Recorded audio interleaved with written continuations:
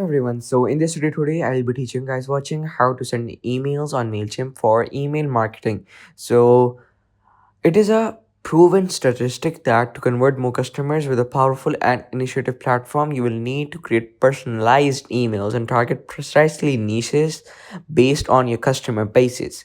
So to do that with Mailchimp, you will have to simply get the premium at which you can send up to 6,000 emails each month that will be automated and sent to and will be made with the help of AI and will automatically be sent. And when a client basically responds back, you will be notified and you can respond and simply communicate with the client and get the job done and get paid.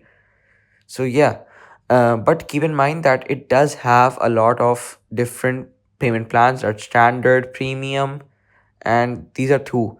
And in premium, you can almost send 1,000, 100,000, and 150, 100,000. What you want to say? W- Basically, more than 100,000 and up to 150,000 emails each month with 10,000 contacts automated fully and yeah, and personalized through the niches of your clients.